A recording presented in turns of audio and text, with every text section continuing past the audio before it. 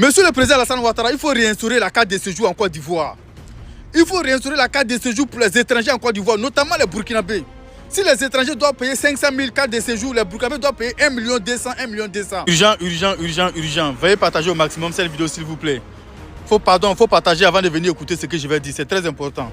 Je vais m'adresser à son Excellence, Monsieur le Président Alassane Ouattara, le président, le chef suprême des armées de Côte d'Ivoire. Son Excellence, Monsieur le Président, mes respects et considérations.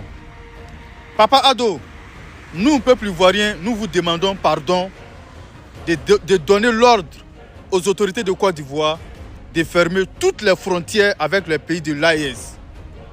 Monsieur le Président, si vous pouvez le faire, il faut déployer même un bataillon pour aller sécuriser les frontières.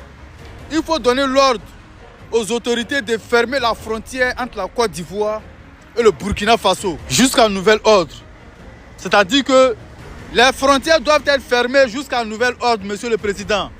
Jusqu'après les élections. Et même après les élections, vous devez prendre des dispositifs pour renforcer la sécurité dans les frontières. De toute façon, Monsieur le Président, le Burkina Faso ne nous apporte rien, absolument rien, à part la viande.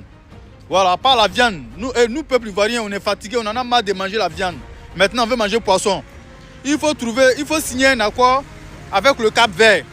Voilà, ils vont nous envoyer des capes, des poissons. On ne veut plus manger viande.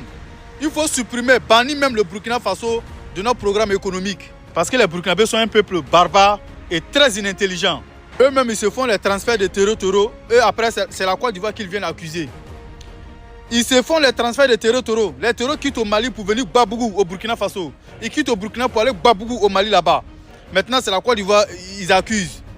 Est-ce que vous savez qu'actuellement là, les bases de terreau sont beaucoup plus au Mali même qu'au Burkina Faso. Mais quand les Burkinabés chassent les terreaux, quand ils les bombardent là, quand les terreaux fuient là, ils vont où? Ils vont au Mali.